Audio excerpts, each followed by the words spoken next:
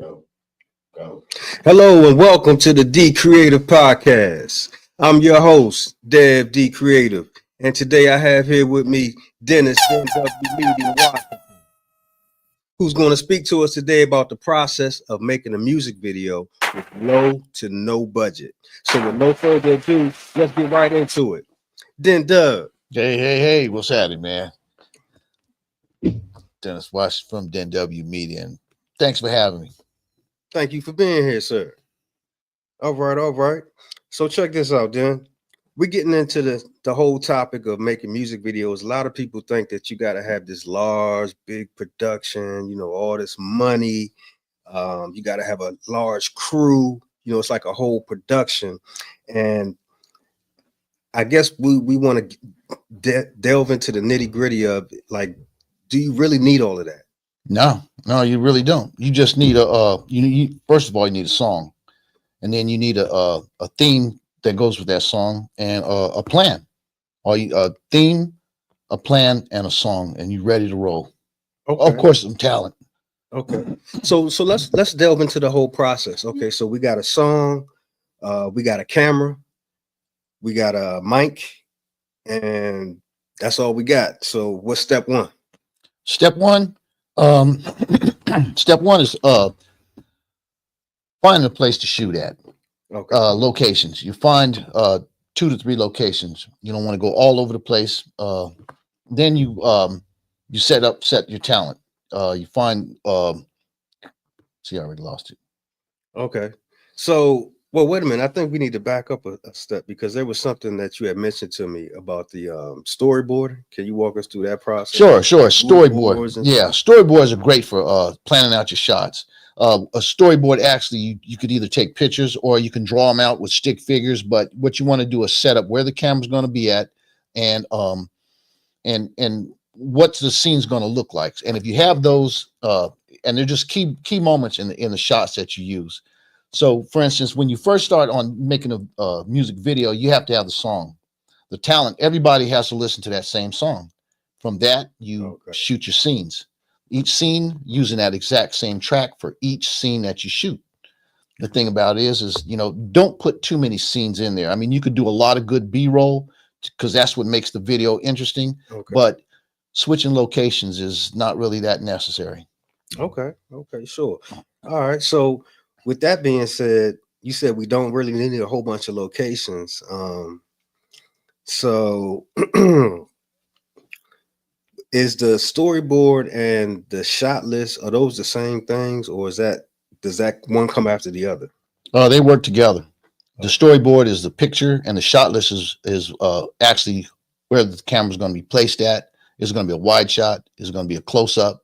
Is it going to be a medium shot? Is it going to pan? It's the instructions to the camera, which is going to be in that one shot. Okay. And I know, how long does a production like this take? If you have your site set, your scenes created already, planned out, your locations picked, you can shoot it in one day. Oh, wow. Yeah, you could shoot it in one day at a very low cost. All you have to do is be creative. If you find some people that have the passion in this and have the insight to see how this music video is going to turn out, and you do your shot list, which is, all the places where you're going to shoot at, where the cameras are going to be at, it's all pre-production. That's the main thing, is get all the pre-production so you're not, tripping over yourself. You have everything you're going to need for those scenes, and then you go out and shoot them. And you shoot them according to that shot list.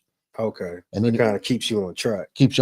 And then it gives you the organization in case you have a scene that you're going to use in the first part of the video and the last part of the video. You shoot it all at one time. Instead of shooting the first time, go somewhere else and then come back there. Okay. So with that being said, so let's say we're on set, we got our storyboard or shot list or whatever, we have that, we got the camera ready to rock. How do you approach the camera work? Camera work, you either can use tripods. You use a tripod, set it on a tripod, and that's a still shot. But for music videos, most of the time it's handheld. Okay. You'll move around, and to make that interesting, you move in as smooth as possible. if you can't do as smooth as possible, you move with the beat of the music. Always keep the beat of the music in your head as you're shooting. Okay. Um, let's shift over to the equipment that you do have. Like I said earlier, a lot of people think that you gotta have, you look at Hollywood budgets and all the big boys what they're doing, but we got low to no budget here. So what equipment would we have on our hypothetical On a video shoot? Video shoot. Let's say bare basics that we bare bones. Bare bones. You could start with a iPhone 15 and a handheld gimbal. Wow, okay. Yeah, with that, a recorder, some sort of recorder that you can record audio with. And you have to play that back. This is for the ambient shots. For the ambient sounds, things you're going to lay on top of the video. But always just use the master track that the song is recorded from. Okay. And the rest, as long as you got imagination, you can make something out of literally almost nothing. I'm glad you mentioned that, because my next question was going to be, how do you get dynamic with it? How do you get dynamic shots with you don't have all the big budget gear and whatnot? Well, we've all watched music videos and we see what they have to do when a dolly shot, for instance, all it is a camera coming forward. If you can just hold that camera steady and move in forward smooth, you just made $1 million shot and saved yourself from, renting $1 million gimbal crane that's going to push in on you. Okay. It's just the poor man's way of doing things. Put somebody in an office chair and push them around a smooth floor to get those smooth shots. Okay. A wheelchair works good. A skateboard. Wow, that is creative. You can shoot from the back of a pickup truck as it drives by, or on the side of a car. You got to get creative. Okay. It's great to have a whole trailer that the car sits on and guys standing around the edge, but you may have to be in the back of a pickup truck just following on the side, to get the shot that you want. Yeah, you got to do what you got to do. Okay. All right. So what about you mentioned earlier ambient sounds and a good recorder. So can we talk more about like the audio? How do you capture good audio? Well, audios, you could use basically the mastered music videos is the main thing. The mastered music is the main thing. All the extra things are what happens in the video. If you as you're performing, you keep a recorder in the background, there might be some shots where a car goes by or siren, and you want to lay that on top as another layer. That's just to capture what's happening on that scene, on the scene, and you can get a clear recording of it versus from the camera. It's always good to get another recording of the whatever's happening at as clear as possible. And you could use task cams, a bunch of small portable recording devices work, and they're not expensive, under $100. Okay. So back to the camera work. So do we have to do like multiple takes, or can you just film it straight through, or like how does that aspect of it work? It's always multiple takes. Okay. And the more takes you do, the better. The more different angles you get, the better, because there might be a part where you want to switch it around, use different colors in the video itself, to show different parts, even around different sections. And the thing about it is, when you're recording the audio, when you take it in a post, you sync all the audio from all the clips you took, and they'll fall in place where they're supposed to be at. And since they were all recorded off the same master track, then you just pick the ones you want and keep them, and cut out the ones you don't want and place it together like that, edit on through the whole thing. I see.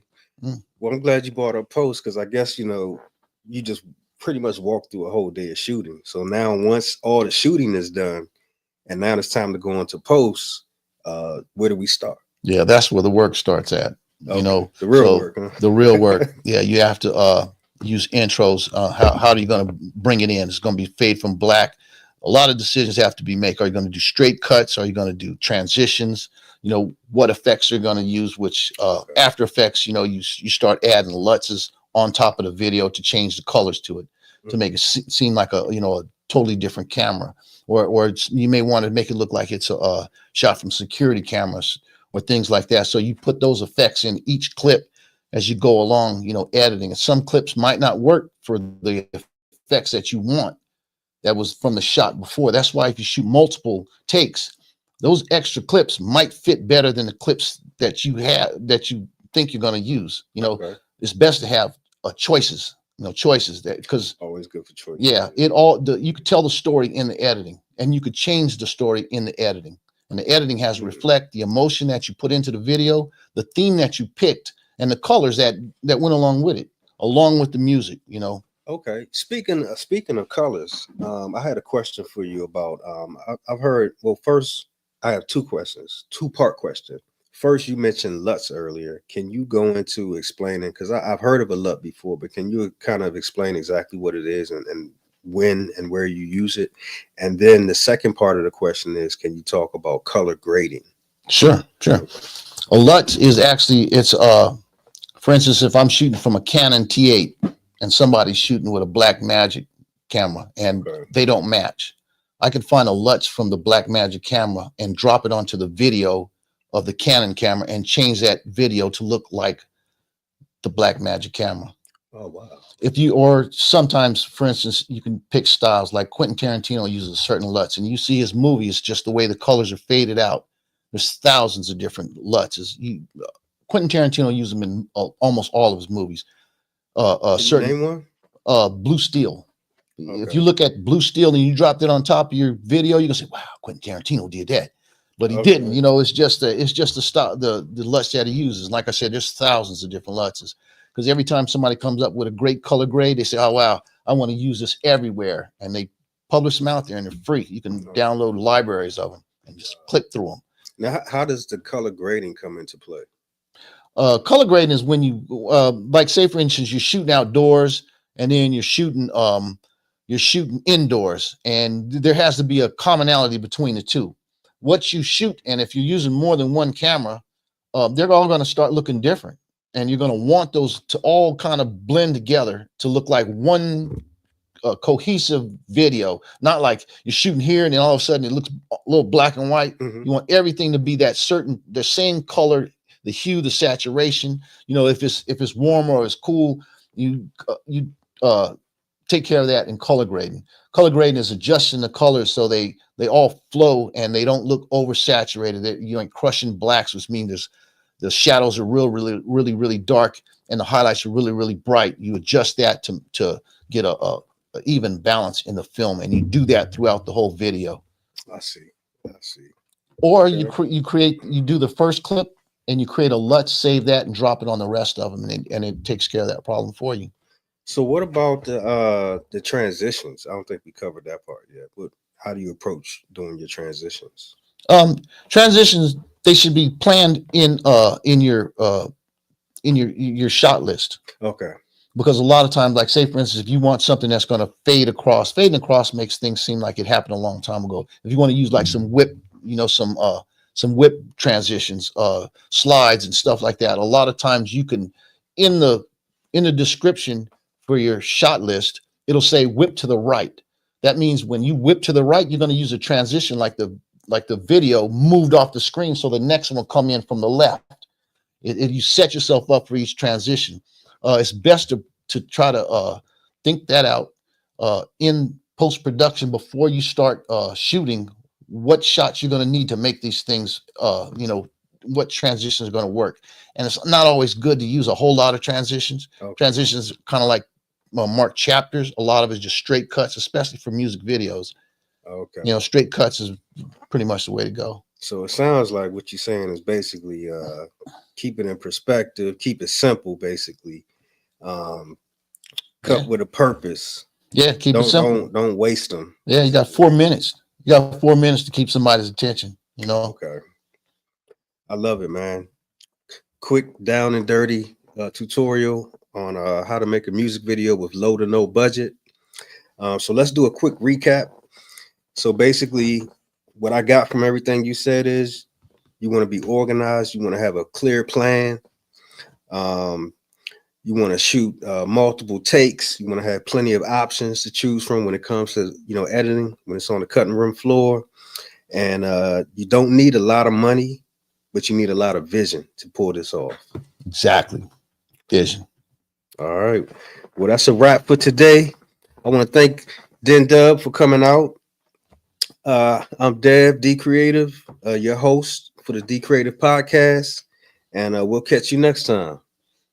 And we'd also thank Capital Colossal Oh, Productions. absolutely. Colossal Absolutely. Capital. Colossal Capital Studios. Yes, yes, yes. Thank you for having us, Colossal Capital Studios. Next Flex Production. And today's episode was brought to you by Next to Flex Productions.